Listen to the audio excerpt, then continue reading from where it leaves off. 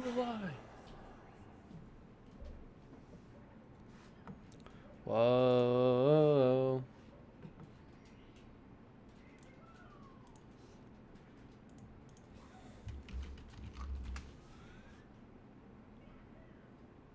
No way the Panthers have played the Lightning yet this year. No, okay. Mike, I'm getting a French ad for you right now. Really? For Polaris. Really hitting those demographics. I know. What's up, channel? What's going on, man? Whoa, where is my chat? Oh, do I have it in theater mode? There we go. What's up, Ray? I might be hyper today just because I'm overtired. And grumpy. And grumpy. Just wait for the coffee to kick in. So I'm just trying to look at who matched in the Oilers-Canadiens game on the 18th of January, and it was the fourth line played against Oilers won. But we saw that last night in the Leafs game. Montreal 4. Evans, Lehkonen, Byron. Byron actually looked pretty good yesterday. He did. I thought they were going to put him back on that... Wait. I'm thinking of somebody. I'm thinking of Armia. They did put Armia back on the third line.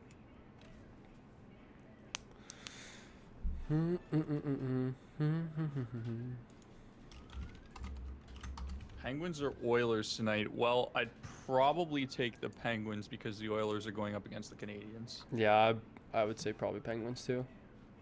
If you had to choose one. What's up, Greg? Hey, Greg, how are you, bud? I feel like Detroit has played Nashville this year. What's up, Jax? Oh, they haven't played. What? Do.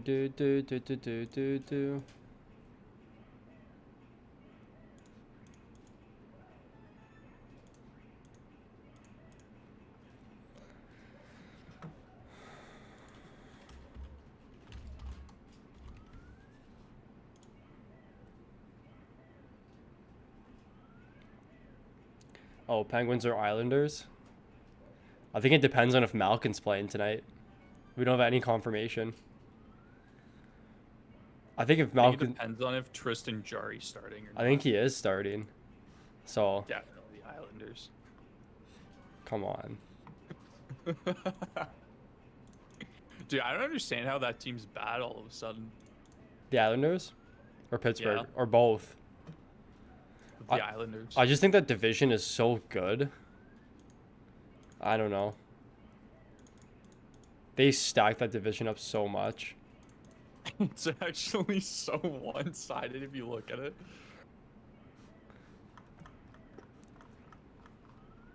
What, the division? It's just super defensive. Yeah. Like when I did my division analysis, like they had like the best defensive stats. Every single team had the best defensive stats. It's pretty crazy. Well, it's like Boston, Philly, Washington, and then you just have like 3 like bottom 10 teams in the Rangers, Jersey, Buffalo. So 5 of the 8 are like, I think 5 of the 8 were playoff teams last year. Yeah. Oh, It's just one of those divisions where it's like completely like there's a line to where like the good teams are versus like the bad teams.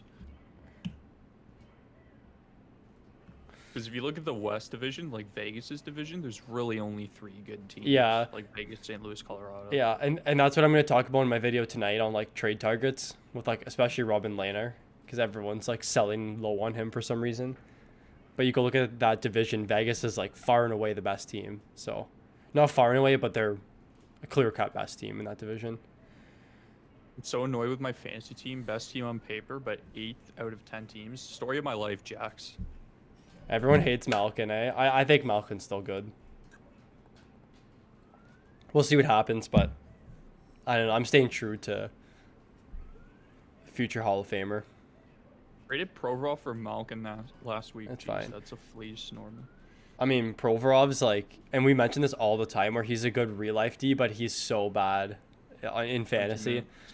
Yeah. Do you want to get started then, I guess. Yeah, We let's start going. Over It's 20 pretty people. long. Yeah, 10 big game slate tonight, a fat one tonight. All right, so first game, Panthers Lightning. So, and something I just want to touch on quickly, and this goes for everyone too, for season-long fantasy as well, is that this is the Panthers' first true test at a good team. And I outlined it in our Discord yesterday. The Panthers have such a hard schedule for the rest of the month. So they're 7-1-1. I think they're a fluke, like a huge fluke. And if you go look at their matchups, they're playing against like Chicago, Detroit, Nashville, Columbus. They haven't played the Lightning, Stars, or Carolina yet. And the rest of this month, they have 3 games against the Lightning, 4 games against the Stars, and 4 games against Carolina. So I think the Panthers are a huge fluke. And this is a really, really tough matchup. Doesn't get any harder than this against Tampa. That Verhaeghe line they have been really good 5-on-5 in a pretty large sample size, but I just can't justify that price. And they're probably going to be going up against Lightning 3, who is a really tough matchup defensively. They've been phenomenal. I watched them against Nashville, and it was just a joke. Like, they just dumped the puck in and just cycled nonstop. It's really cool to see. Panthers 2, nothing exciting here either. If they're going up against the top or second line, it's a tough matchup for them 5-on-5. Defensive side, I still think Ekblad's a little pricey. I mean, if they were going against Detroit still at 1,500, that's fine, but not really on any Panthers D at all. You could take Strawman as a punt defenseman. He does play quite a few minutes, but they're kind of empty minutes. And Sergei Bobrovsky tonight, the 4-0 goalie with a 350 goals against average. So not too excited about anything Panthers tonight for me. Yeah, it's a tough matchup, and there's never really a good matchup against the Lightning. They're just such a deep team, and they're Stanley Cup team. So yeah. In terms of the Panthers, though, like it's really tough, especially just because of the matchup. Like, even if you take that first Panthers line, if they get matched against either of the top 2 lines, you could even argue the third line. It is going to be the third line. Is it? Okay. Use their shutdown, yeah. Yeah, you're going to see Barkov play just a little bit more defensively, probably. And it's just like the Panthers have been shaky to start the season, too. Like Mike said, Bob has 4 wins, but he has like a 4 goals against for some reason right now. He did have a pretty good game last game, but again, until I see something a little bit more consistent out of him, I'm going to stay off of him, especially against the Lightning. So I'm probably just fading the Panthers altogether today just because they've been kind of shaky and they're going against the Lightning. Yeah. I have their schedule up here, guys, to show you. So look, Tampa, Carolina, Dallas, Carolina. Like, they're in for a rude awakening. And for some of you viewers in here that are really high on Verhaeghe and Duclair and all those players right now, just be careful, because they've had some really easy matchups. So their stats are all inflated right now. And that's one thing I really wanted to emphasize, like something I can't really emphasize in a video, but I tried talking about it in the Discord yesterday, where I think the Panthers are a fluke this season, but we'll see. On the Lightning side, so Tampa 1 was like 5% owned last game against Nashville. I know I took them in the Enforcer, and they were like the best stack. I paired them with the wrong second line, but I like Lightning 1 again tonight. All power play 1 correlation. They're priced down. Again, Panthers are a fluke. They were terrible defensively last year. They were terrible defensively the year before, and they didn't really make any additions that makes them better offensively or defensively. Like, even Hornquist, I don't think is someone that is like a defensive structured player. I think he's more of a stand in front of the net and tip shots and grind in the corners, but I don't think he's more of a defensive sound player. So I like Lightning 1 tonight. I don't think they're going to get a lot of ownership, just because if you go look on DraftKings, the Panthers are like the 5th best defensive team, it says, but it's just because of their really, really easy matchups. So maybe I'm wrong. Maybe the Panthers are a legit team that they're going to make the playoffs this year. I could be totally wrong, but I still think they're a fluke. Never on line 2 here on the Lightning. And then line 3, I don't mind. So the Barkov line's been good 5-on-5, but dating back to last year, Barkov lines have all been bad defensively, and same with Duclair lines. So obviously we don't have Verhaeghe on the top line ever in his career so far, so we can't really look there, but seems like Duclair and Barkov lines individually, they've been bad defensively. So I don't mind Lightning 3. They're always the good filler stack. And then on the defensive side, Eric Cernak or Chernak, there's so many different ways to pronounce it. I'm going to get destroyed in my video. Actually, I'm surprised I didn't get destroyed in my video when I talked about him, but I love him at 2,700 tonight. He is a very, very good cheap defenseman. He shoots and blocks. He was amazing for us last year as well. And then Ryan McDonough at 4,100 is someone I always like at that price range. He had 3 blocks and 2 shots last game, and then 8 blocks the game before. So always like McDonough. And then if it's Vasilevsky tonight, I'm definitely going to him at 8,100. He's like, I don't know why he's never 8,500. Like he's one of the best goalie options every single night. It's crazy. Yeah, nothing not to like about the Lightning. Line 3 is always a great filler stack. Line 2 even has shown that they've been scoring a bit, but still kind of off them. Like they're just a little bit too expensive for me and don't have a ton of upside. So it's Lightning 1 for me tonight. They're always a good play. Like it doesn't matter who they're matched up against. They're pretty matchup proof, all being on the first power play as well. And Hedman's price at 7,200, I think that's fine against a favorable matchup team in the Panthers here. Even if you go with McDonough, you can't really go wrong. The Lightning's just a great play tonight, no matter where you go. And especially with Vass at 8,100, I think that's a pretty slam dunk price for a goalie that should get the win and a couple shots. Yeah. So I saw Devils mention that Florida is the most penalized team right now. I just looked. So they're actually 29th in the league for penalty minutes right now. So they're actually like the 3rd least penalized team. But they do have a small sample. So it looks like they're taking about 5 penalty minutes per game, and it doesn't really take into account minor penalties, it's just total time on the penalty kill. So it looks like they have 50 minutes on the penalty kill, in comparison to like Vancouver's at the top with over 108. So Florida actually isn't penalized as much as I anticipated, but I still think Tampa's going to run all over them tonight. And it's kind of hard to look at their 10 games with the Panthers and like question why they haven't been penalized much. It's just because they're in easier matchups. So once they get down and they're behind and they're playing against faster teams, they're going to be forced to take penalties, especially when like Braden Point's blowing by their defensemen. So, all right. Canadiens Oilers. Canadiens, like that game last night, I was so excited about. And then first intermission hit and I fell asleep. But I woke up like halfway through the second.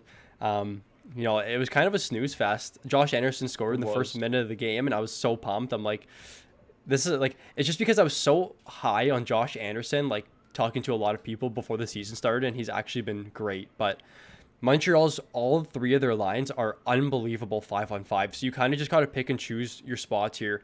So I'm going to assume that Montreal 1 is going against the McDavid line. But I looked into it before the stream, and it looked like the 4th line played against them. So I don't know what's going to happen here. And what we're trying to look for is the line that's playing against the Draisaitl line, who's been terrible defensively 5-on-5. I'm going to assume that's Suzuki, Anderson, Drouin. So if I'm going anywhere, it's probably going to be that line today. 2 guys in the first power play unit. They've been great 5-on-5. And I'm not sure how I feel about the back-to-back game in terms of fatigue, but I still think it's going to be hard for me to get away from Canadiens 2 tonight. Defensive end, I still think Petry's a little priced up at 6,600. I think there's better options here. So Montreal D, not too much I like at all. And then Jake Allen at 7,800 is not the worst play. If you need a defenseman, if you're taking Montreal, you're fine to correlate him.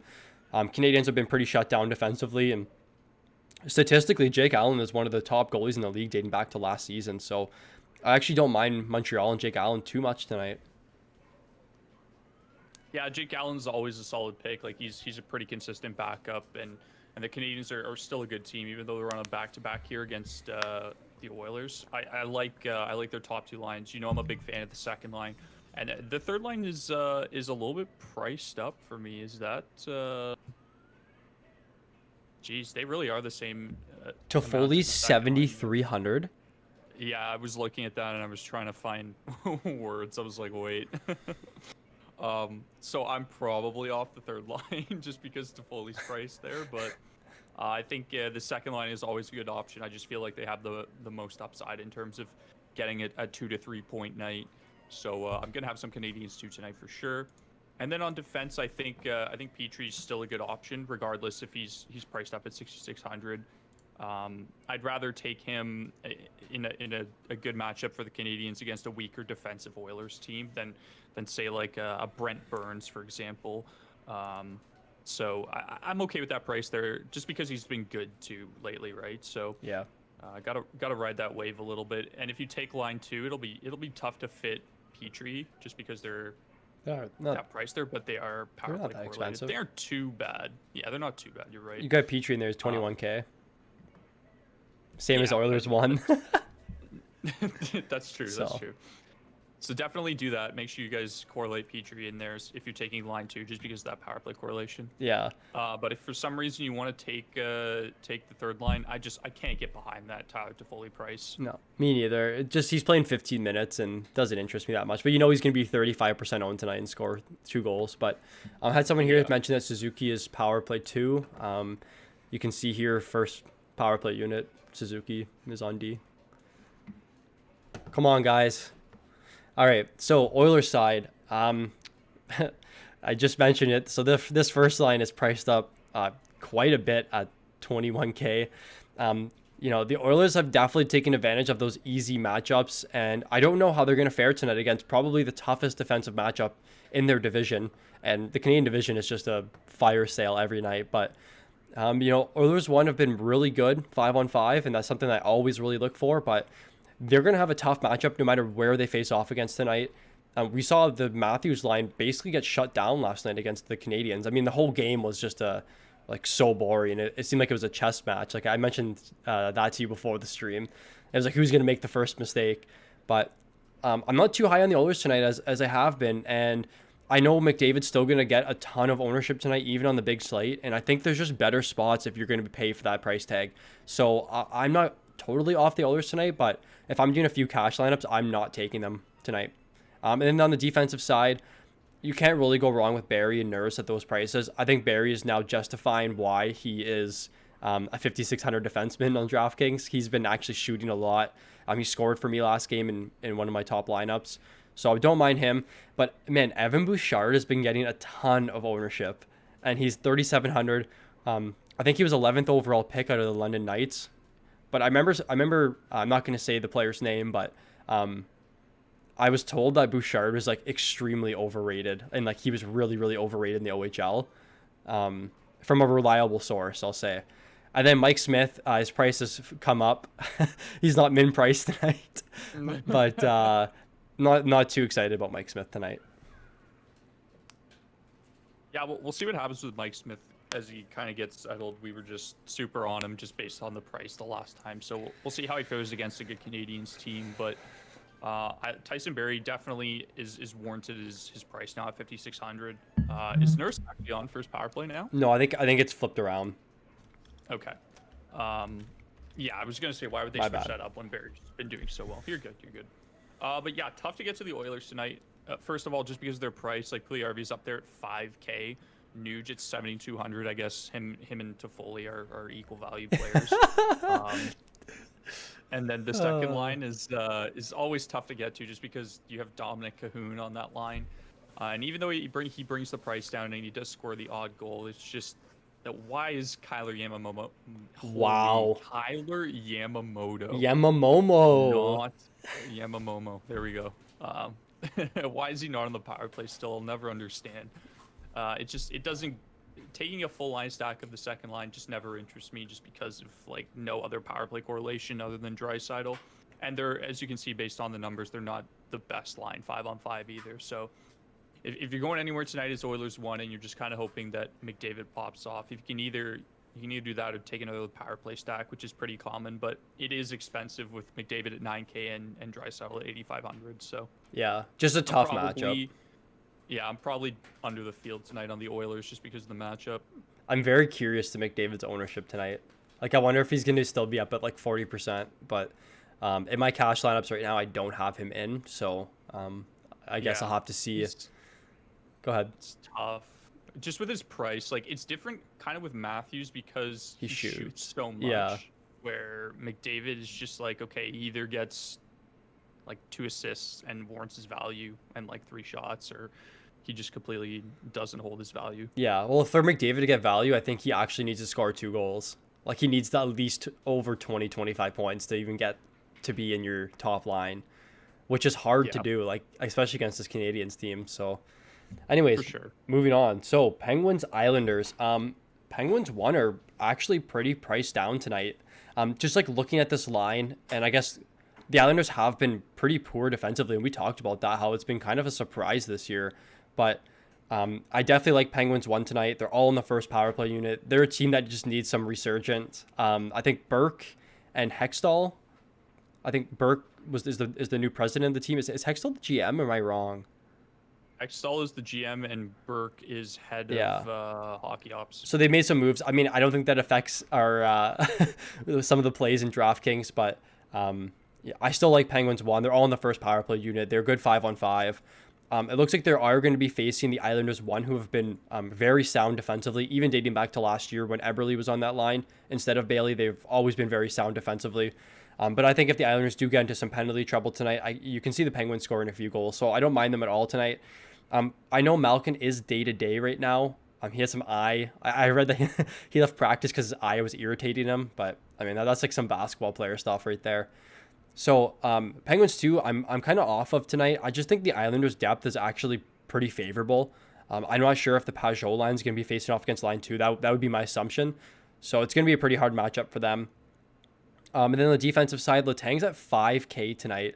He's a guy that plays like Seth Jones minutes at 26, 27 minutes, top power play. He shoots, he blocks. I think 5K is kind of an underprice for Letang, even though he's been bad, and I get it.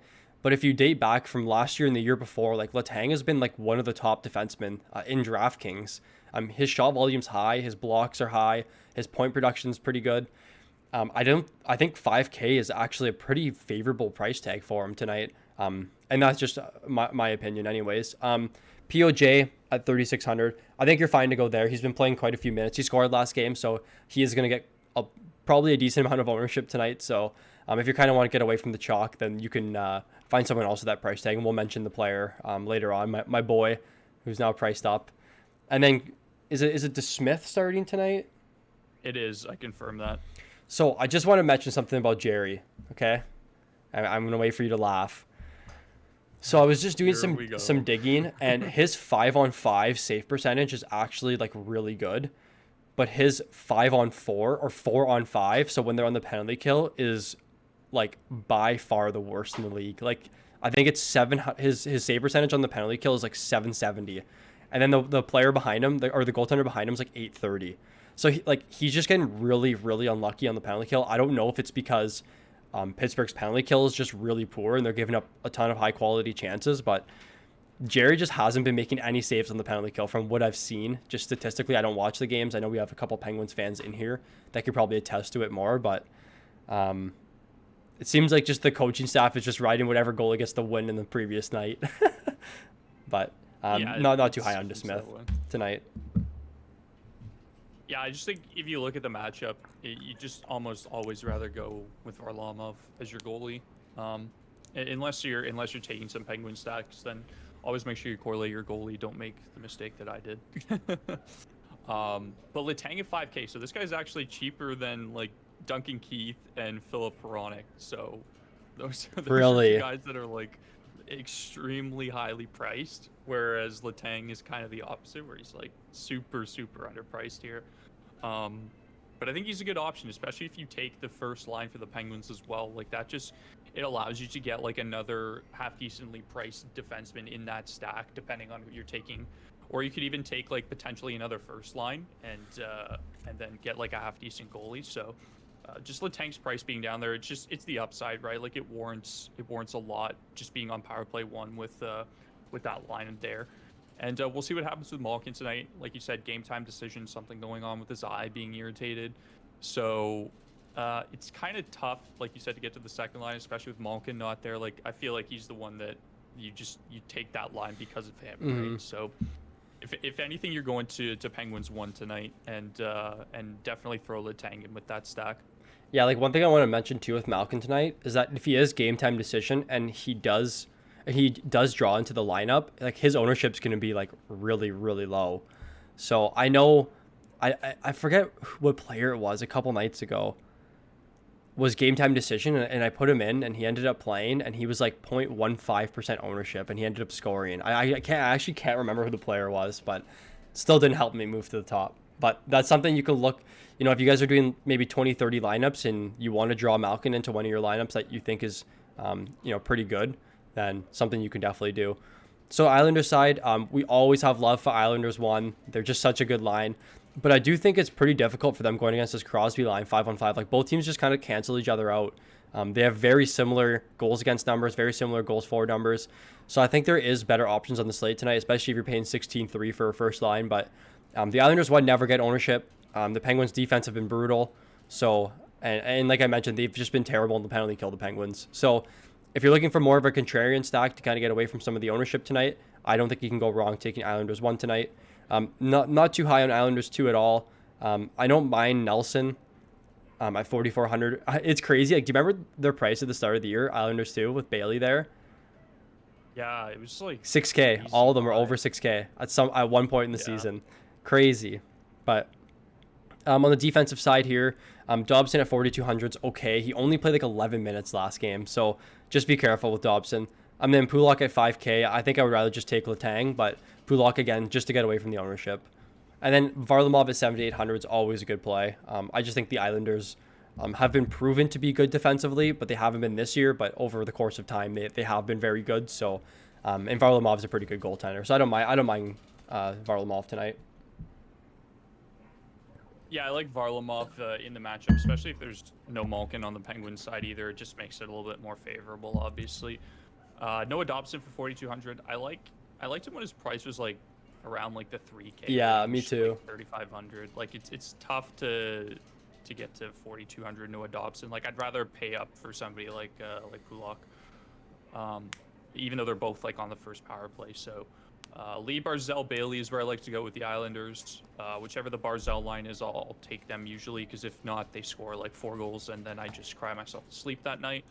But yeah, it's tough to get to the second line. Even though they're kind of cheap, I don't think they hold like a lot of upside.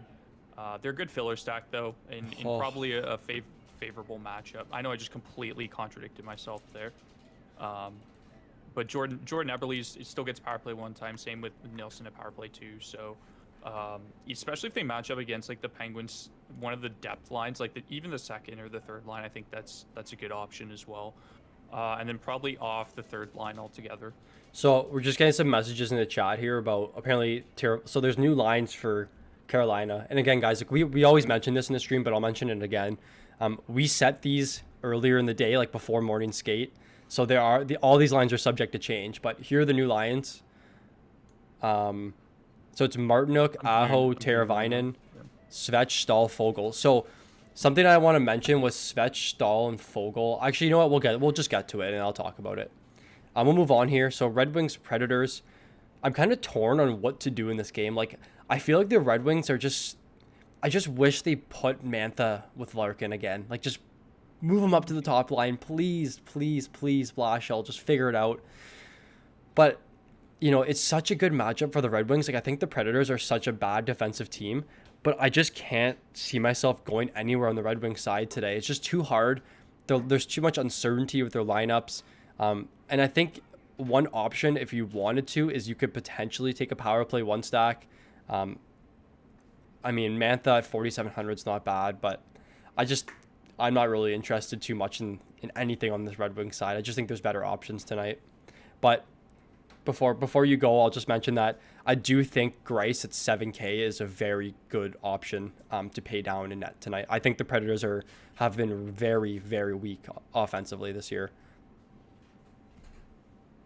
I never get excited when I look at the Red Wings and I don't see that line of Larkin, Mantha, and Bertuzzi together. So I'm off them again tonight, and I'll probably continue to just be off of them until they put that line back together. There's just no reason to take any of these blended lines at all.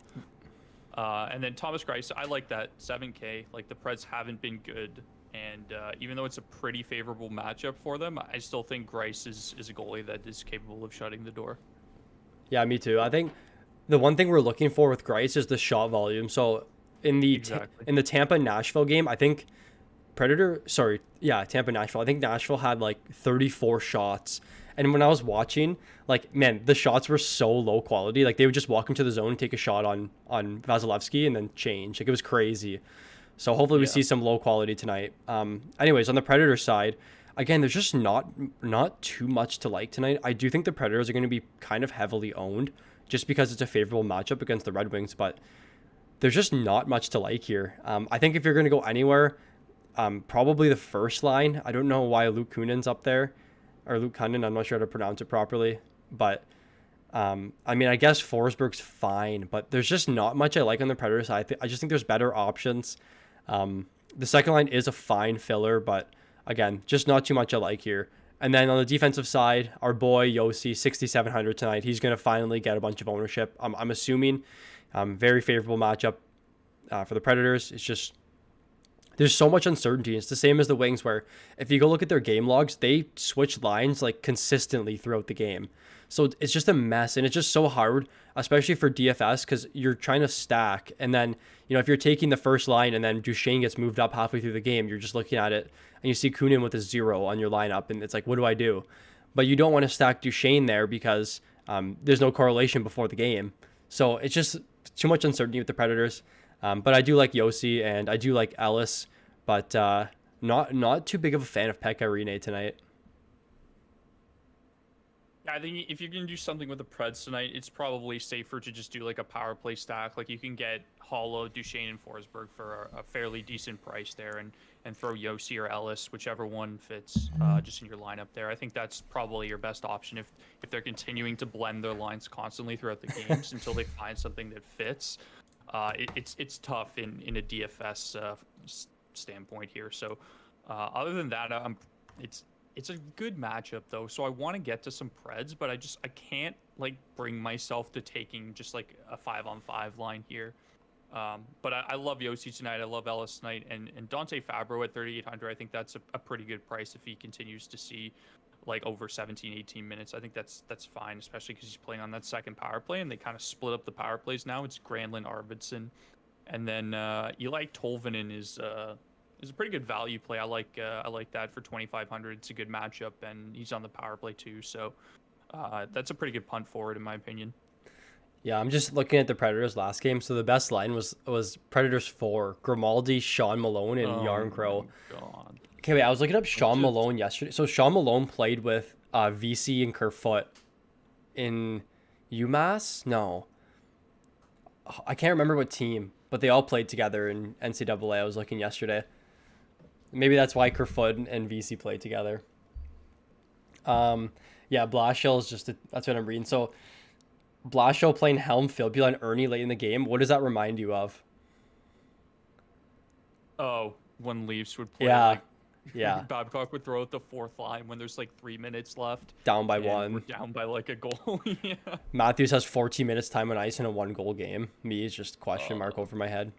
God. All right, so Senators, Jets. If you guys are enjoying the stream so far, feel free to leave a like. We see 40 of you in here. I don't have the YouTube up, so I can't see how many likes, but let's get that ratio up a little bit more, guys. I'm assuming we have 8 likes. That's my guess. You might have 14 it up. 14 right now. 14? Oh, nice. That's pretty good, actually. All right, so Senators, Jets. So we see new lines from both sides. I guess the Jets were with these lines last game, but Senators have new lines. So Brady, Tierney, Brown. I don't mind them. They've been okay 5-on-5. I know Brady's just like the best player on that line. And Brady and Brown, dating back to last year, are actually really good 5-on-5. So I don't mind that. I think the Jets are kind of a favorable matchup. Assuming it's going to be Hellebuck tonight over Brossoit, but I wouldn't be surprised if we saw Brossoit start tonight at all. And then line 2, in 50 minutes, they have extremely good 5-on-5 numbers, like really good. I'm not sure who they're going to be paired up against because the Jets have 3 first lines, or I guess 3 second lines if you want to look at it. But don't mind line 2 tonight. Dadonov's really cheap. Paul has actually been shooting the puck quite a bit. He actually looks way better this season than he did last. So don't mind Senators 2 tonight. And then Senators 3, it's fine. It's just, again, we don't know how the minutes are going to be associated with each line tonight. So it's kind of a question mark for majority of the Senators side tonight. And then Shabbat at 6K is fine. I just feel like he hasn't been doing it for me this year. I'm probably going to be off Shabbat. I just feel like he spends more time defending in his own end because his team can't produce offense than he does in the offensive zone. So I think if the Senators were just a little bit better offensively, it would justify Shabbat's price. But I just haven't seen enough from him where I'm excited. I feel like he's just defending for too much time. And then Matt Murray at 7,100 is just 10-foot pole. It's just too hard to play Matt Murray in any night. Yeah, it's tough, especially against the Jets, who's a team that we know can score. Shabbat is 6K. Like it's a little bit too expensive for me, so I'm probably off him. Nick Paul's also a game time decision, so just watch for that. And then other than that, it's really it's same thing with the Sens. Like whatever line Brady is on is like the only viable option, unless you go with something like a power play stack and you try and or use like a filler stack on one of their second or third lines. Like it's so hard to get to. They're so bad this year, and as expected, like it's tough when you have a team that's like young and trying to just figure it out, and it's just like bad matchup after bad matchup in a really offensive heavy North Division. So yeah, it's probably a fade for me on the Sens tonight. As good as Brady is, I can't take a full line based off of one player, you know? Yeah, yeah, and that's similar with some other teams like the Red Wings, where it's like I love Larkin and I think he's a really good one-off option, but I just can't take his line because I like Larkin. So Yeah, exactly. I'm just trying to look at the Jets last game because they have all new lines. So it looks like the Ehlers Kopp Scheifele line was really strong 5-on-5, but the Wheeler Stastny Vesalainen line got absolutely pummeled 5-on-5, like pretty bad by the Flames. Let me guess. Oh yeah, that Backlund line was just phenomenal. We'll get to that. Anyway, so on the Jets side, I'm not like I was so when I first made my cash lineups today, I did Jets one in all three of my lineups. But now when I like ran through the slate a little bit more today before show, like this first line has not been very good 5 on like they're decent and it's a good matchup, and I do think they're priced pretty favorably, but I'm just not a fan that there's no power play correlation on this first line other than PP2, which gets like a 30% share. And then I just think like they just haven't impressed me 5-on-5. Like a 2.08 expected goals for is not like something to rave about. So I'm still probably going to take the Jets in one of my three cash lineups, but I do think they are going to get kind of high ownership. That's not really warranted too much. I feel like this game's going to be like a 4-2 game, and the scoring's just going to be super spread. And that's what I think is going to be the case moving forward with the Jets, where it's like you have to pick one of the three lines. You can't just take like I feel like you can't be taking like, say you're doing 20 lineups, you can't be taking the first line, second line, and third line separate lineups. You got to just pick one of them. So I mean, I like what Maurice is doing for the Jets' sake in real life, but for DraftKings, it kind of just makes it a little bit more difficult for us to get to the Jets. And on the defensive side, so I mentioned this before the stream, Clarky. We were talking about it, about how like the Jets' second power play unit could be just as good as their first power play unit, and now that benefits Pionk a little bit. So I actually don't mind Pionk at 4,400, given that the second power play unit's actually a lot better now with Dubois there. But Hellebuck 8,300. He's probably going to be one of the highest owned goalies tonight, and I'm fine with that at that price. But I think if I were to pay up for goalie, I would still take Vasilevsky. Yeah, I agree. It's you summed it up perfectly. Like it's hard to just pick one line and think like, okay, this is the line that's going to go off. Like they're going to be spread. Their time on ice is going to be spread across the top three because Maurice is splitting them up, and it just like I'm not a fan of it from a DraftKings perspective. Like it's tough to be like, okay, do I want to take Connor Dubois Appleton, where I'm thinking, okay, Kyle Connor has a good shot total on most nights, but there's zero power play correlation there. Line 3, you get 2 power play 1 correlation, but like those are two guys that don't usually have a lot of upside in Stastny and Wheeler. And then the first line is just like, okay, you get Scheifele and Ehlers who've been hot, but they're priced up, and then you're forced to take Andrew Kopp, who's 5,300, right? So it's tough to kind of like pick and choose, but I think if I'm going anywhere tonight, it's the Jets one. I just think it gives you the best kind of upside in terms of you're taking Scheifele, and Ehlers has been hot as of late, and Kopp has seen a little bit of success. I hate the pricing on that line, especially with Kopp being at 5,300, but I always like getting to the Kyle Connor line usually just because of his shot upside, but it's tough when you have a guy like Dubois who's just kind of getting his feet wet there with the Jets, and then Appleton, who just you have no clue what's going to happen with him on most nights. But I think you can't go wrong with either D. I think Morrissey at 47 is fine, and Pionk is good at 44 just because of the matchup, right? Like normally we're off on the Jets D altogether, but I think the matchup warrants a little bit more upside for them, so I'm okay with taking them at that price. And then I agree with the Connor take there. I think Vass is probably just a better play and is cheaper for 8,100 than potentially like the Jets are still bad defensively. Like don't get me Yeah. wrong. The Sens are more than capable of putting 2 goals and not having a lot of shots. So I'm just looking. It looks like this. So Jack mentioned in chat that Shabbat had 7 shots last game. He's actually been shooting and blocking way more than I thought. So credit to you there, Jax, for that find. I mean, I think I got burned by him one night, and I was just like really upset. But man, I'm just like taking a look here at the Senators last game. They absolutely pumped the Oilers 5-on-5, like bad. Like this Draisaitl, Kahun, Yamamoto line. Look at this. I'll show you guys. So Draisaitl, Kahun, Yamamoto last game against the Senators had 0 Corsi for, 16 against, 0 scoring chances for, and 10 against. So they got absolutely pumped by Ottawa. And that kind of just justifies why that Suzuki line is actually a way better player tonight. But maybe I'm a little bit more on the Senators than I want to be tonight. Probably won't get much ownership, but again, it is Hellebuck in net, and he's similar to Markstrom where they just shut the door every night. So, all right, let's move on. Jackets, Blackhawks. And this is going to be the same theme all year with this team where I'm kind of off the Jackets besides Seth Jones tonight. Tortorella's benching players. I know Laine was the hot topic that got benched. It's like, why do I want to take a team when their coach is benching players for full periods?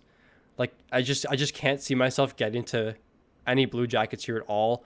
If I'm going anywhere, it's going to be the second line just because of Bjorkstrand, and they're all priced really cheap. But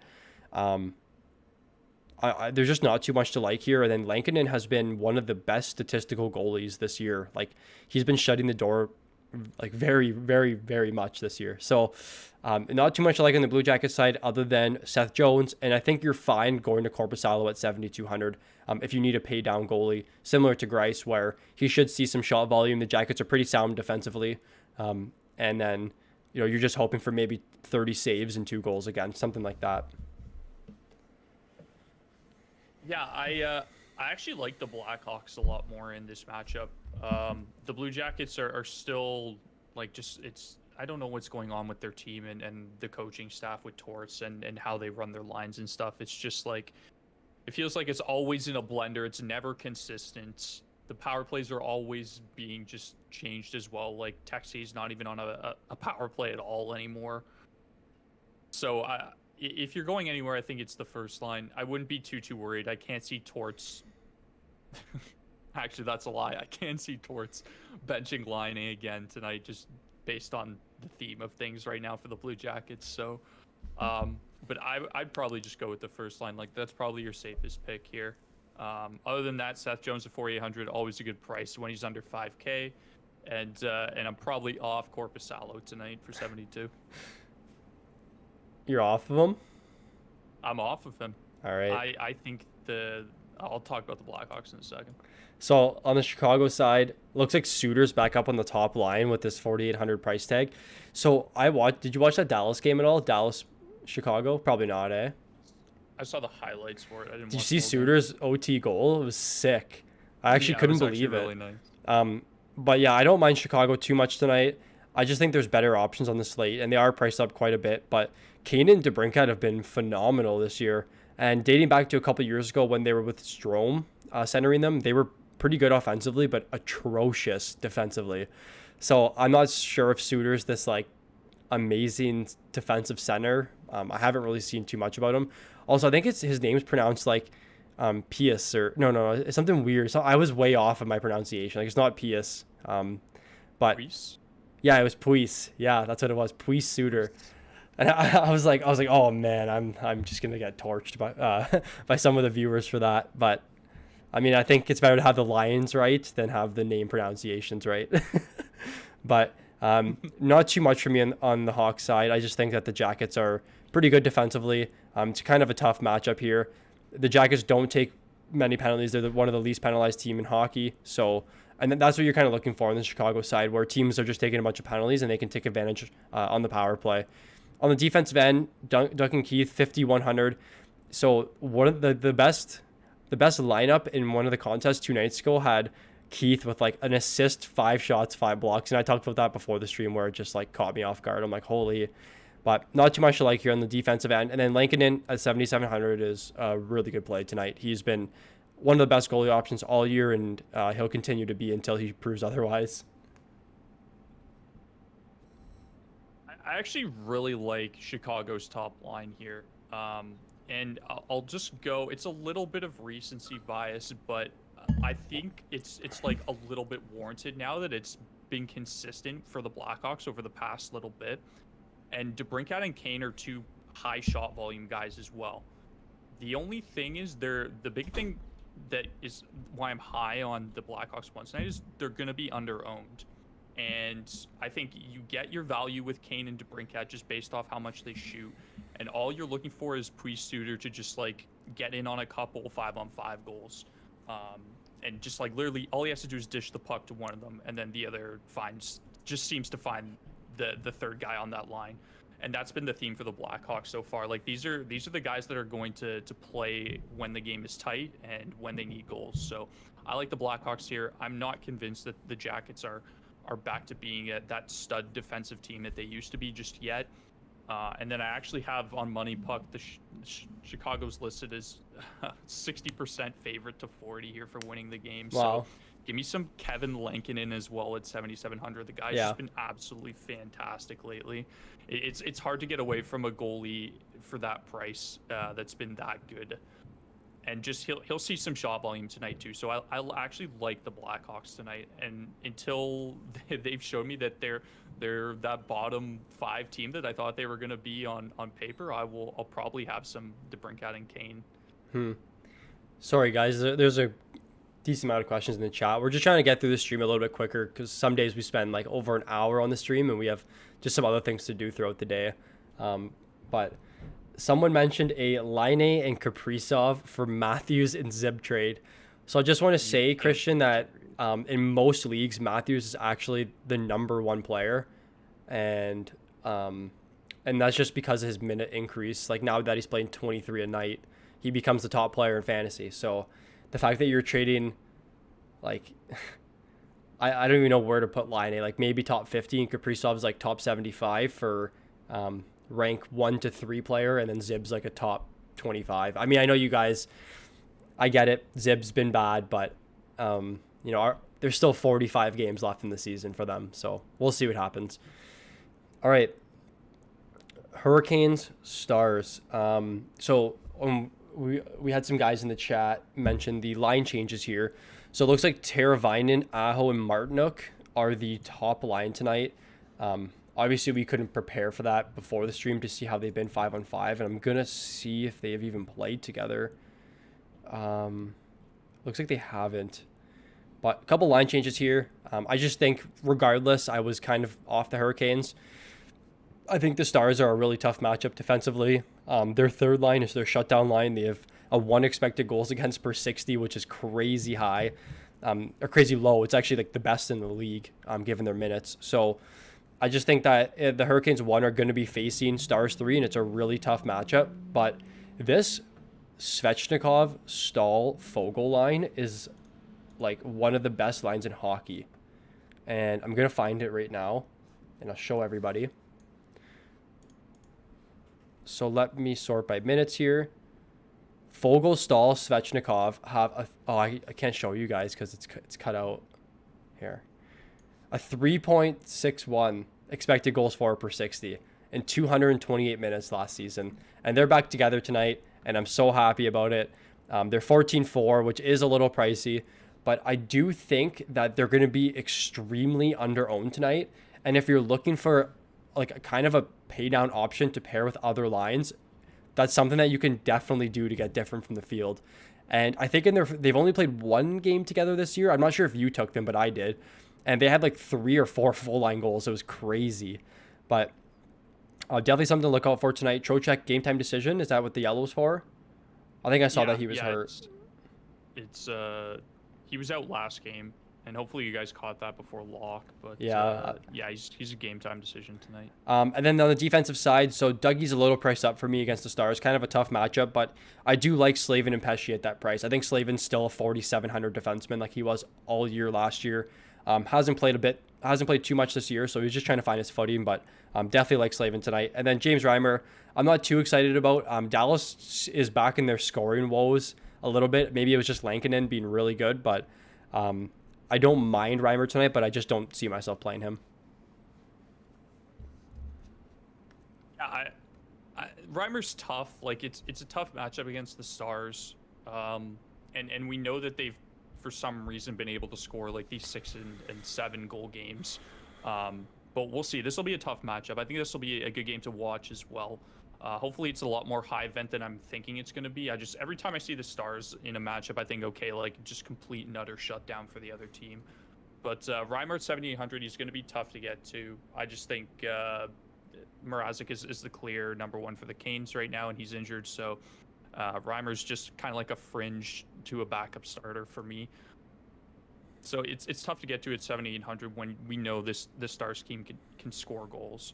But in terms of the Slavin Pesci thing, I'm actually more of a Pesci fan than I am with Slavin. I think that just in terms of his peripherals, he's a little bit more consistent. So I'll definitely get to some Pesci, especially for 3,400 tonight. Jake Gardner, power play 2, 2,600 is always a good punt option. Like, it's just the minutes that kind of bring his value down a little bit, but you're hoping he just kind of slides the puck over to like Teravainen or Niederreiter, and they just put it in the net, and he picks you up a nice goal there for 2,600, or a nice assist for 2,600. Trocheck's the only thing you kind of got to watch. He's a game time decision, but I think if you're going anywhere, it's within the top 6 here with the Hurricanes. Aho and Teravainen, they don't see any power play correlation, so I'm kind of a little hesitant to take that first line as good as Aho and Teravainen are as players. I just think Svechnikov and Stahl just being that power play 1 correlation. You can even take a power play stack, which is what I did. I think it was, I can't remember if it was this week or last week, but it was this week because Trocheck got injured and I threw Stahl in. But that's always another good option. Dougie, 6,300, great price. Power play 1, shoots the puck a lot. Averages over 20 minutes a game. Like, he's solid. Always a good pick. So yeah, definitely some Canes top 6. And if line 2 is back to their old ways of last year of having that ridiculous expected goals for, then you're in for a treat tonight if you take that second line for only 14.4. Yeah, it's not bad. So I was just not trying to like prove you wrong, but I am a little bit here. So Pesci last season, 18 points, 100 shots, 90 blocks. Slavin last season, 36 points, 145 shots, 107 blocks. So a little bit of recency bias there for you. Slavin does play more minutes as well. So I'm definitely more on the Slavin train for 300 more. I think his upside is quite a bit higher than Pesci, personally. But Pesci has been pretty good the last couple games. No reply. All right. So Stars. You can go based off of last year. That's fun. So Star side, just a tough matchup against this Hurricanes team that's been really good defensively. But I think the biggest thing to note for this game is the Hurricanes, dating back to last season too, have been taking so many minor penalties. Like, I think they were the number 1 penalized team last year, and they're very high this year too. Like, they're just taking penalties nonstop, and that's a very good thing for the Dallas Stars, who have been taking advantage of that power play. I'm just trying to look here quickly. Where's Carolina?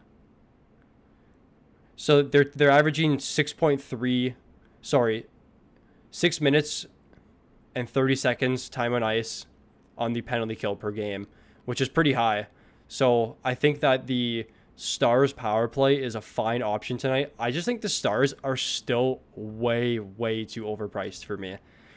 I'm curious to what you're gonna say with regards to that, but like, I think I would rather pay $18K for a different line than pay $18K for the Stars first line with Kiviranta at 4,400 going up against a pretty tough Hurricanes team.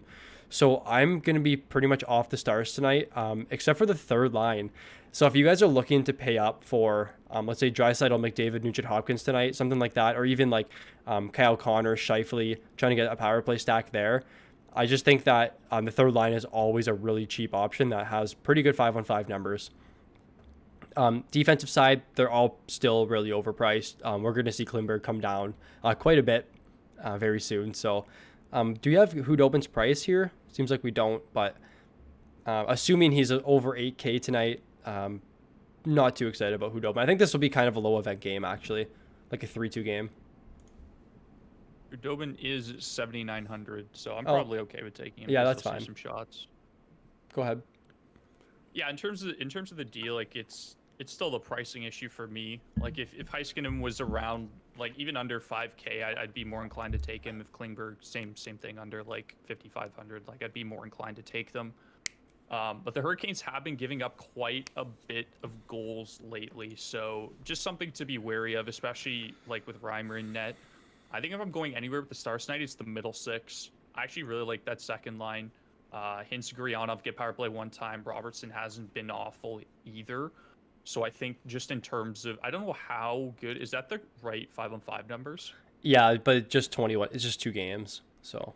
Yeah.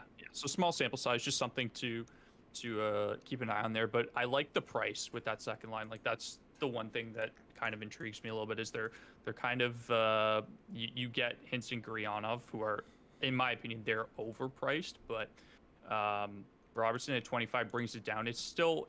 I'd like to see them both under 5K. I don't think they've warranted anything over, like they've bought lately. So that's the one thing I'm kind of concerned about is the price.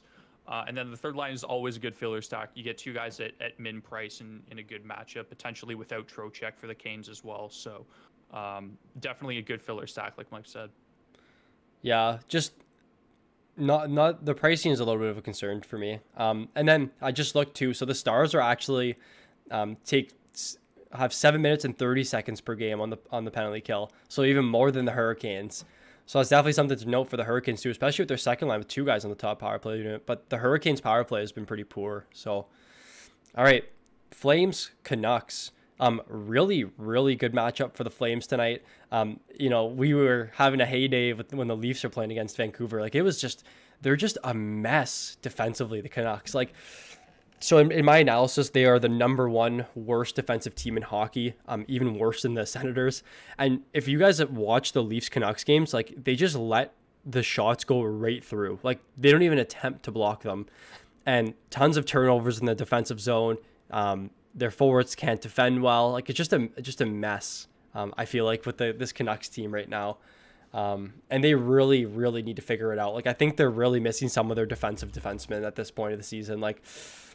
And especially Markstrom too, who's been shutting the door for the Flames. But anyways, on the Flames side, I don't mind the first line. They've been actually worse 5-on-5 than I thought.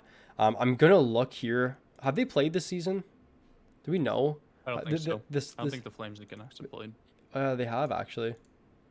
Really? Yeah, on the 18th. So it must have been early. So it looks like the Lindholm line was facing off against Canucks 75% of the time. So I think I'm definitely more inclined to take Flames 1 here tonight. I think it's a very favorable matchup against the Pettersson line, who has been struggling a lot defensively, and they struggled a lot defensively last year as well in a very large sample size. So I don't mind Flames 1 here tonight. They are priced pretty favorably with Tkachuk under 7K. You got 2 guys on the top power play unit. The Canucks have been brutal on the penalty kill. And they've been taking a bunch of penalties too. Like Tyler Myers and Edler just take 2 penalties a game. Flames 2, again, you can't go wrong taking them. But I do think the Horvat matchup is a little bit more tough. But they are priced pretty favorably tonight. And I think Bennett just has something to prove now. He's on the trading block. So can't go wrong with Flames 1 or 2 tonight. And you can't go wrong with... This is your favorite line, so I know you'll probably have a little bit more to talk about, but this Flames 3 line. So last season we saw Tkachuk there, and I just sound like I'm repeating myself every time we talk about it, but when Backlund and Mangiapane are together, they are very, very effective 5-on-5. And this pricing is super favorable at 10K. Like they're a great filler stack tonight, and they're going against the Canucks depth. You see Justin Bailey there on the third line. He's just a guy that's struggled to even find his footing in the NHL. So don't mind Flames 3 tonight at all. I think they're a really good line. Defense are still way too priced up for me. I've been taking some heat about Rasmus Anderson. I think he had a power play assist last game, so thumbs up for that. And then Markstrom at 7,900. I'm always inclined to take Markstrom. He's a very, very, very good goaltender. His one of the best high danger save percentages in the league. Very good unblocked shot save percentage. So definitely like the Flames tonight. What a really, really good matchup for them. Yeah, this is the game where I'm looking at and I'm hoping, okay, one of these Flames lines have to go off. Like, I don't even care if it's the third line because I'm going to have some of them for sure. Like, they've just been fantastic. They're all power play correlated. Like, you can't go wrong with them as a filler stack. And then hopefully, like, you see the Goudreau line or the Kachuk line just put up 3 points. And if they don't put up, or if they're not the Nuts tonight against the Canucks team, then I've given up all hope because this team is bad. So hopefully one of the two Flames lines goes off. If they split the scoring, then I'm like, okay, what can you do? But again, I'm off Geo. I still don't understand his price for 5,700. I'm just gonna look at his log here to see if he's even like shooting how he normally would. I think he's more known for his blocks. He's a little bit more consistent with his blocks, but I think Rasmus Anderson plays just as many minutes. He's cheaper. He plays power play 1. He's just the better D option for the Flames for me. And then you can't go wrong with Markstrom at 7,900. The guy's just been lights out this season. So he's going to see a couple shots from the Canucks as well. Like they're sure going to put up a fight, especially because they've been bad lately. But Markstrom's a good pick for 7,900. Yeah. All right. So the Canucks side, big three are still together tonight: Miller, Pettersson, Besser. I don't mind them. If the Flames do get into some penalty trouble, I think this line has definitely a good opportunity of scoring a few goals. I just think it's a really tough matchup against this Flames team, who have been pretty sound defensively given this division. The Canucks first line have been pretty bad 5-on-5, so they're really reliant on scoring a few power play goals. So I'm going to have some, but I'm probably going to be underweight. I'm not sure what their ownership's going to look like tonight. Probably not too high given majority. If you go look at their game log, it just hasn't been too impressive. But Canucks are entering their 17th game tonight. Like crazy. And then second line here, they've been really solid 5-on-5. Niels Höglander has been very impressive to me, especially in that Leafs series. Like he was probably one of the only players that really stood out for me. I feel like I didn't even notice Horvat on the ice like once, but then I'm just seeing like Höglander. I mean, maybe just because he got hit in the face with a puck, and that's why. But I don't mind line 2 tonight. Pretty good 5-on-5 numbers. It just depends on who they play against tonight. I'm assuming they're going against the Gaudreau-Monahan line, which is a little bit more favorable defensively. But on the defensive side here, not too much I like. Schmidt always projects really well for us, but he's someone that I always give a manual bump lower in his projection so I can get away from him a little bit. But I think the one thing I want to talk about is assuming Thatcher Demko is going on a few days of rest here. He's someone that can save a game, and that's the only kind of thing that's getting me away from the Flames, but he just gets no help at all, like none. Like if you watch the games, like he makes so many big saves, but you can only make so many big saves, right? Like if there's 10 high danger chances, like you're not saving all 10. I mean, you can, but it's very unrealistic for you to do so. So again, the Canucks side, I just think there's better options tonight. Yeah, it's tough to get to Demko. Usually we're kind of more inclined to take the Canucks when Demko's in net, just because he's so good at maintaining that like saves versus shot volume type of save percentage there. Like the more shots he gets, obviously the better he plays. But it's really tough with the Canucks, right? Like they've lost their last 5 games. They're at a negative 13 goal differential on the season so far. Like it's hard, but like that Canucks first line can still score goals. So if you're going anywhere, I think it's the first line, and then you throw Quinn Hughes there, and you're good to go. Just praying that the Canucks can sort it out and get a kind of a bounce back and try and turn their season around against the Flames team. But it's tough to get to any other line for me. I don't see it in terms of the matchup and any other upside on the second line as well. The only thing you could really do is maybe take the first line and do Horvat with them as well and do that power play stack. But I'm probably just off the Canucks altogether tonight and just crossing my fingers on that one of the Flames lines will go off. Yeah, for sure. All right. Sharks and Kings. So we have 58 people on here so far. If you guys are liking the content, feel free to leave a like. It takes just 5 seconds. Helps us out tremendously, especially with the algorithm, getting more people in here, more discussion in the chat, and just being able to share our knowledge with more people. And if you guys haven't subscribed yet, feel free to. I got a sweet video coming out tonight. I'll mention it at the end of the stream, and then we'll be streaming almost every day. I think we're going to take a couple days off this weekend. You're a little busy, and myself as well. I have some content I want to be producing. So anyways, Sharks, Kings, kind of a shootout last game. It was like a 4-3 or 5-3 game. No, it was in overtime. I watched the game. It was, 4-3. Anyways, on this Sharks side, so Kane, Couture, LeBanc, all together, they're pretty cheap. They got way, way less ownership than I thought last game. I thought they were going to be way higher owned. They projected extremely well for us, and they project pretty good for us again tonight. I know the Couture line did face off against the Brown, Kopitar, Iafallo line, they've been really good defensively over the last 2 years.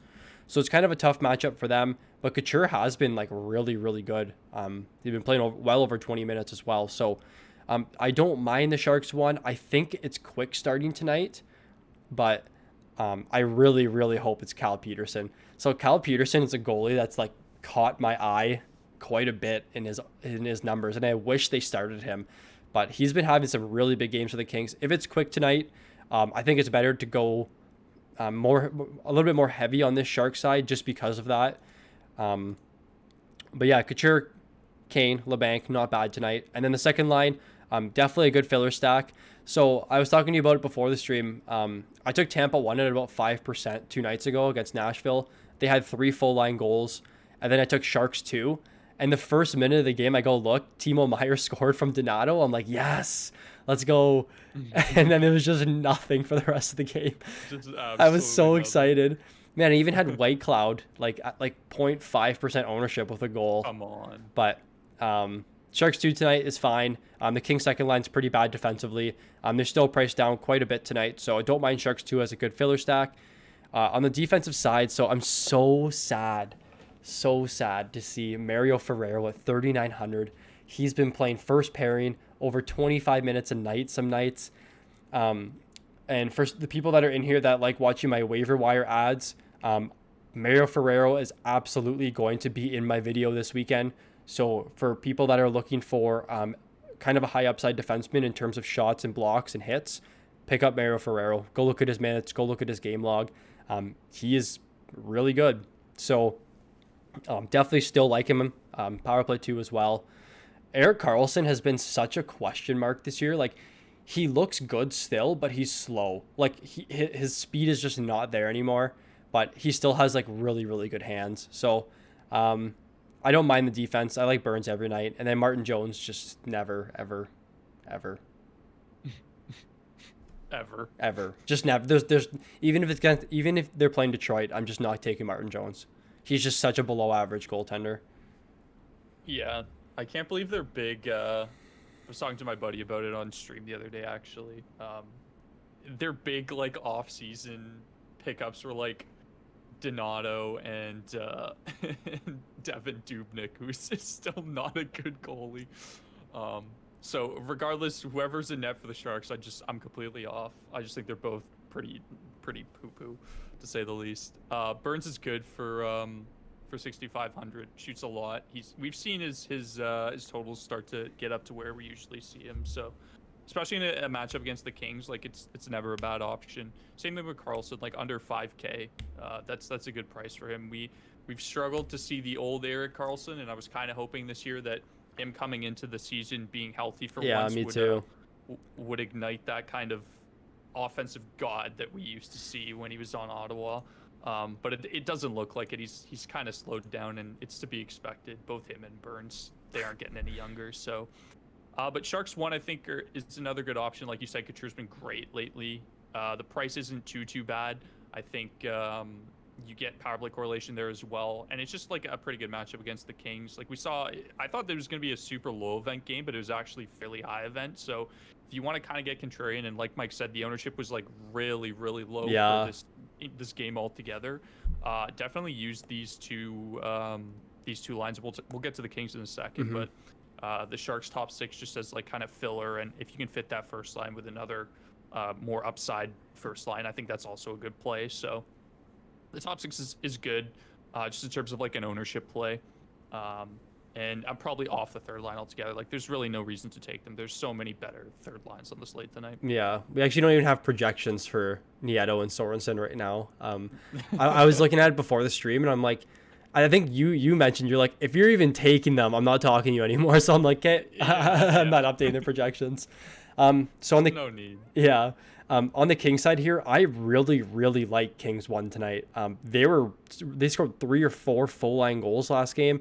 They're all power play one. They're very cheap, and they're going against the Kane line, who's been just atrocious defensively, and have been atrocious defensively like the last 2-3 years. And then their 800 save percentage goalie, Martin Jones, is in net tonight. I think the Canes are in an extremely favorable matchup, and they're priced pretty favorably as well. So definitely going to have some Kings won tonight. I have no clue what the ownership's going to look like. Pretty big slate, and Edmonton's on it. So I think it'll be a little bit lower than we anticipate. So I don't mind Kings won at all tonight. I think they're actually one of my favorite stacks. Kings 2. Just not much to like. Someone mentioned that Velarde scored last game. He also absolutely dangled Jones in shootout and got robbed. Similar to the Amadio when Amadio dangled Freddie Anderson last year and had like a wide open net and then just like shot it right at his pad. I remember that happened in shootout. I don't know if you remember that. And then Doughty game time decision tonight. So that's going to influence whether I play Kings 1 or not tonight. So if Doughty's in, he's definitely an ownership play. I think he's a very good play at 5,900 tonight. He plays so many minutes. I hope Doughty's in. It's going to be down to the wire. I don't think we'll know until like 9 p.m. tonight. So definitely don't mind Kings 1 and Doughty tonight. And then I'm really, really hoping Cal Peterson's starting. I'm not sure if we have any notification on who's the starting goalie tonight, but if it's Cal Peterson, I'm gonna have some of them. I think he's 7,600 tonight. Yeah, same price as Jonathan Quick. Absolutely no confirmation on who's starting. Again, we probably won't find out till like 9 p.m. tonight, so that'll be frustrating. Hopefully Doughty's in tonight. Again, the matchup's good. I think the Sharks are just a bad team altogether. The first line's been great. Kopitar has 15 points in 12 games, which is the same as Mark Stone, and he has one more shot than Stone, I believe. Stone has two less games. That's true. But it just as for comparison, I got you. The Kings' first line has been it, and you don't want to go anywhere else if you're taking any of the Kings. It's the first line. They've been good. They're all power play correlated. It's a good matchup against the Sharks. Their ownership's going to be low. Like it's all check marks for me tonight. So I'll probably have some Kings, just as like an ownership play, because we did see them. I think they had like 3 full line goals? Yeah, 3, I think. Something like that. It was Kopitar from Iafallo, Brown from Kempe and Doughty, which was a power play goal, and then Brown from Iafallo. So that first line's just been clicking for the Kings. So I think that's a really good ownership play tonight, and I really like the matchup for them. Yeah. And then I just want to hop in quickly, just 2 seconds. Sorry to cut you off. I think Cale Clegg might actually be power play 1 tonight if Doughty's out at like min price. So that can be an extremely sneaky play. I don't know what his price is, but if a channel, while you continue to talk, if you want to chime in, I think Cale Clegg might actually be power play 1 tonight at min price. So, but continue. I'm sorry to cut you off. I just think that's something to note. No. I like that. There's nothing I like more than a min price defenseman playing power play. Yeah. When you'll get like less than 2% ownership. But yeah, I was just gonna say, fingers crossed that Cal Peterson's in net. Like you've been looking at his numbers. I've checked into him. Like he even passes the eye test for me too. Like he's just been fantastic for the Kings. So hopefully they just kind of pass the torch onto him as the starting goaltender for the rest of the season. But again, we won't find out till like 9 o'clock tonight probably. Yeah. I know Devils for Cup. He's in here. He always has some really, really good insight on DraftKings. Seems like a pretty good player. And I know he's mentioned that Cale Clegg's a pretty good punt defenseman. I think he mentioned that a couple games ago, but Clegg was up to 23 minutes last game. So I actually watched the game, and I'm kind of embarrassed to say I don't know if Doughty was even playing for the second half of that game. I didn't even realize. But Clay was up at 23 minutes last game, and he's 3,100 tonight. So get me some Kale Clegg at that price. That's a really, really good play.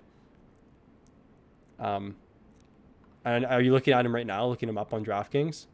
I'm looking at the game against the Golden Knights and how close it was. Like you'd think that would just be an absolute. Oh, the Ducks game. In Vegas. Yeah. No. When Vegas LA played.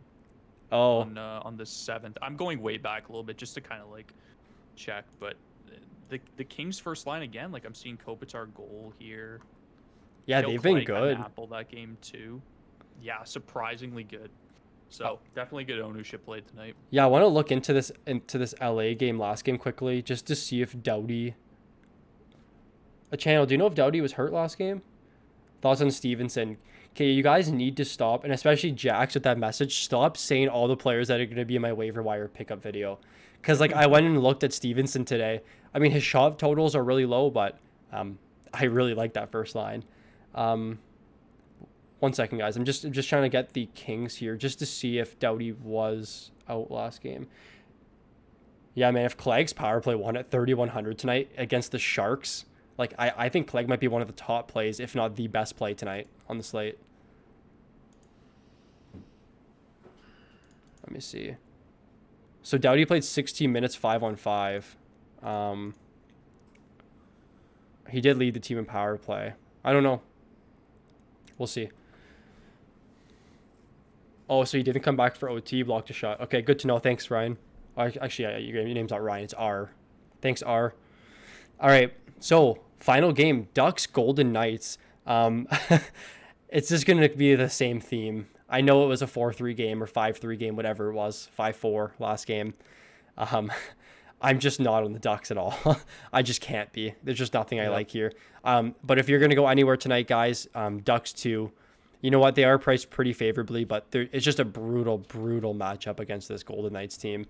So if I'm going anywhere tonight, it'll be Ducks 2. I like Silverberg Heinen. They have really good 5-on-5 numbers. On the defensive side, Yenny, Hakanapa, whatever his name is, just eat shots. So if you need a low-priced defenseman and you want to get away from Kale Clegg, that could be the chalk tonight. I don't know. Well, I actually am very curious to see how it pans out tonight. I feel like I'm overhyping him. But John Gibson, 6,900. It's a fine play. The Golden Knights are going to be shooting a bunch tonight. So if you really, really need to pay down, you don't want to take Grice against Nashville, you're fine to go Gibson here. Just not much to talk about in this game for on the Duck side. Yeah, battle of the goalies last game. Fleury with 19 saves, 4 goals against, and then Miller with 26 saves, 5 goals against. So I think it's just going to be so much more one-sided now for Vegas, especially with Robin Lehner in between the pipes tonight. Gibson always scares me, though, even though he's 6,900. But he's going to see a lot of shots from Vegas, but I think it's going to be more of a one-sided game tonight. And I'm just off of the Ducks altogether. There's really no reason to take them, even though they did score a bunch last game. It's just the scoring is super spread too. Like you don't really see one line kind of get most of the scoring like you would, for example, in the Kings. So I'm off the Ducks tonight. Gibson, maybe if I really need like a min price goalie for whatever reason. I still think he's going to see a lot of shots, and it's going to be tough if Vegas puts up like 5 goals again. For sure, yeah. So just on the Golden Knights side, I'm doing some research right now. So Theodore's out tonight, confirmed out. Gotcha. Pietrangelo skated this morning. I don't know if he's supposed to be in, but those are some pretty big losses on the back end. It looks like Pietrangelo's available tonight. So if Petro's playing, do we have his price? I guess we don't because he was supposed to be out. I can look it up. But I mean, it takes 2 seconds to look it up. I have my phone's up. 6,400. Yeah. So I mean, assuming Pietrangelo's in tonight and Theodore's out, he's a really good play. I think Alec Martinez is a little priced up at 6,100, but he's been very good. I just can't. It's just hard for me to justify taking a 6,100 defenseman that's not on the top power play unit. So definitely more inclined to take Pietrangelo at that price. Really good. Anyways, Vegas 1. Always, always, always a very good line. They're phenomenal 5-on-5. Pacioretty is one of the highest shot volume players in the league. It might be top 5. So I really like Golden Knights 1. I really like Golden Knights 2 as well. They have extremely good 5-on-5 numbers. It's just something I haven't seen this year where, I mean, I know Golden Knights 1 were the nut stack when I did come first in the mini-max. But for the Golden Knights too, like they're really good value all the time, but they just never score like 3 full line goals. Like it's always like 1 goal a game where they just like maintain their value, but they never go over their value, right? Because you need a line to at least get like close to 4x to be like the best stack. I mean, not Golden Knights 1 at the 40, but like 3 or 4x is usually what you need out of a line that if you're paying up 20K for them. And that's just something we haven't really seen from line 2 tonight. But I mean, it is a really favorable matchup against the Ducks, so it's going to be hard to get away from them. And the third line, and this is another third line that you've been hyping me up about a little bit, and that they've been pretty good 5-on-5. I mean, only 1.8 expected goals for, but they definitely have some life with Tuck on the second power play unit and Glass on the top unit. I don't think you can go wrong with the third line as a filler tonight. Yeah, that third line has saved me on countless occasions, just in terms of like making sure I break even on a slate if one of my top lines busts. So they're always good. Like they're always a good option, even though you see Tuck and Glass kind of priced at over 4K. They're a third line, and they warrant their price. They're just always dominant every time they're on the ice. They always just seem to find full line goals too. So I love taking that third line. And yeah, like you said with the second line, like that's something that we saw last year where they'd be a good value play and then they would go off as well. But we haven't seen them quite go off this year. But I think again against the Ducks, it's another really good play. You can't go wrong no matter where you are on Vegas night. And we always love the top line, which is self-explanatory at this point. Like if you guys aren't on Vegas 1 yet for DraftKings, then you're probably doing something wrong.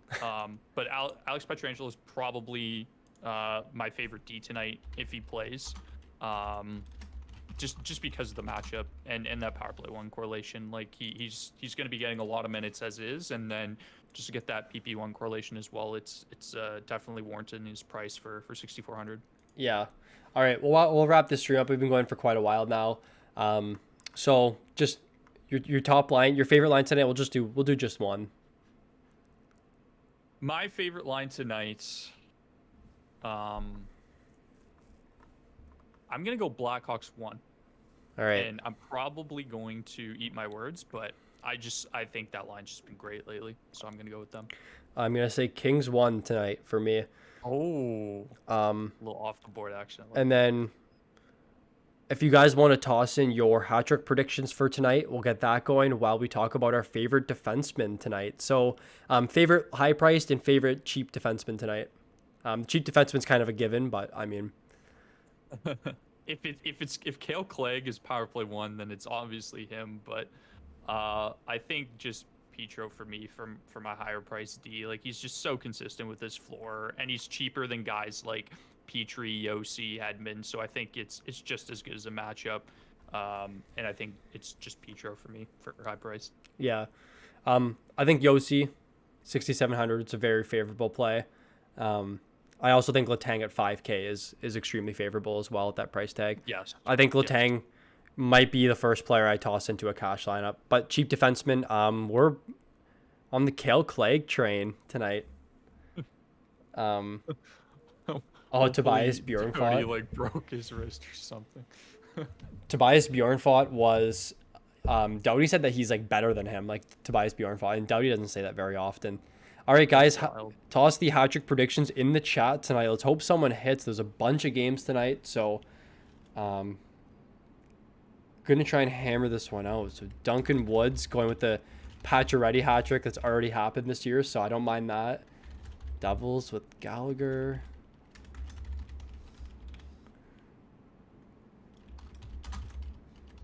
Ooh, Elias Lindholm, eh? Kyle, I feel like you've picked Forsberg before and you're staying true to your word. Could be wrong.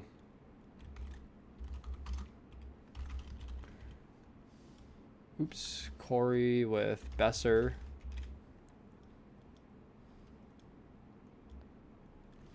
Jax with Scheif.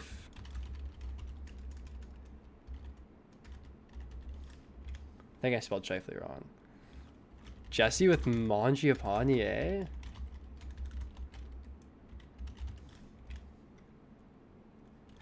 Tribe with Ehlers. I wonder if my keyboard's like really loud. Is it really loud? It's not too bad. You're fine.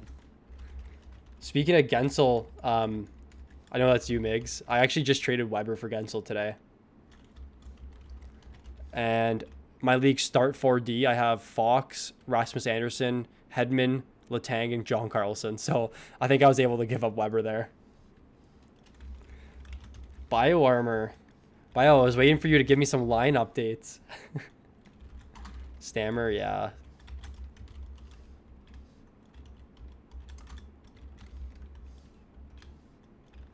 Line A with the revenge. With the revenge.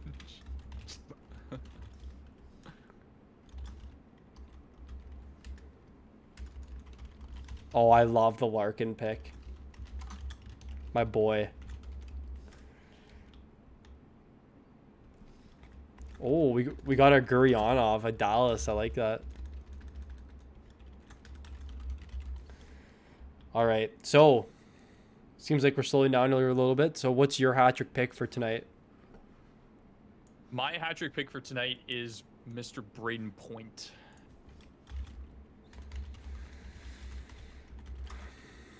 Braden Point. All right. I actually like haven't really thought about mine at all. Just kind of just spamming names. I'm gonna say my hat-trick pick tonight is, I'm gonna go with Kopitar. Ooh, okay. Even though Kopitar is not really a goal scorer, but we'll see. Yeah. Oh, a channel with Hurdle going against his own team. Roslovic and go ahead. Free agents on my league. Would you drop Hurdle Puyarvi for them? I'd probably keep both. Yeah. Yeah.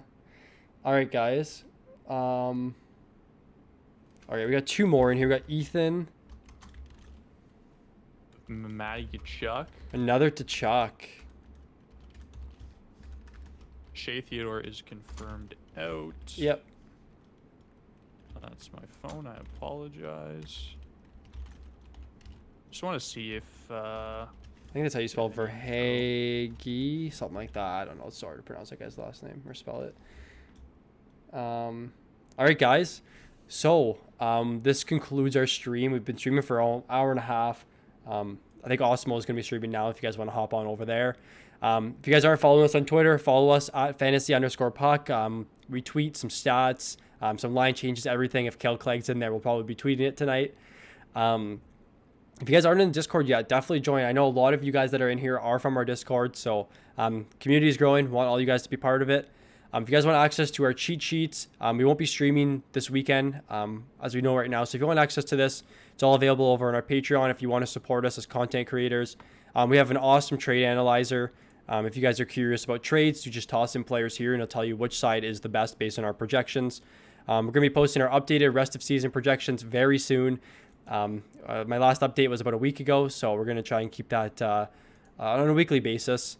And then I do have a awesome video coming out today. I think it's scheduled for 3:30, and it's going to be really exciting. So hopefully, if you guys have any questions that I didn't answer in chat today, feel free to comment on the video, and I'll make sure to respond. I'm pretty good with responding to majority of the messages there. So anything I missed today, just feel free to comment on the video. And any closing words, Mr. Chris Charlton?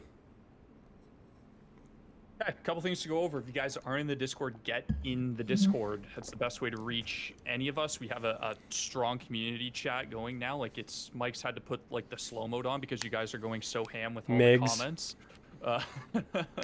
Definitely check out Mike's video today. It's gonna be a good one. So make sure you hit that notification bell on the YouTube channel, as well as if you guys do go over to Osmo's stream over there, let them know that Fantasy Puck sent you guys over there, and we say what's up. And for sure, just keep an eye on our Twitter tonight for any lineup changes. Like if for some reason Peter's out or whatever it is, just make sure you follow our Twitter as well. And then let's make some money tonight, boys. Yeah. Good luck. Good luck, I everyone. will be here for the weekend. I'll be busy, so if you need to reach me or anything, just send me like a DM on Discord, and I'll try my best to get back to you. I'm just pretty busy this weekend with work. So other than that, thank you guys so much for watching. We appreciate the support as always and the good hockey discussion.